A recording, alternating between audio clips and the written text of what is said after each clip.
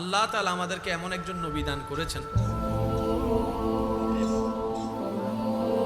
যে নবীকে আল্লাহ এমন সম্মান দান করেছেন, যার কদম থাকতো জমিনে, হাতটা বাড়াই দিলে হাত চলে যেত জান্নাতের বাগানে।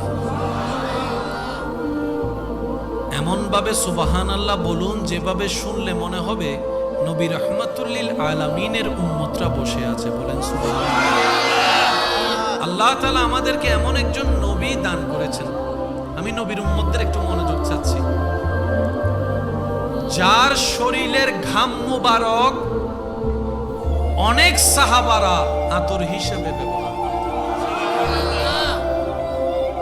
আল্লাহ আমাদেরকে এমন একজন নবী দান করেছেন, যেই নবীর সৌন্দর্যের এমন উচ্চতা, আসমানের চাঁদ পর্যন্ত মুগ্ধ হয়ে নবীর চেহারার দিকে তাকায় থাকতেন।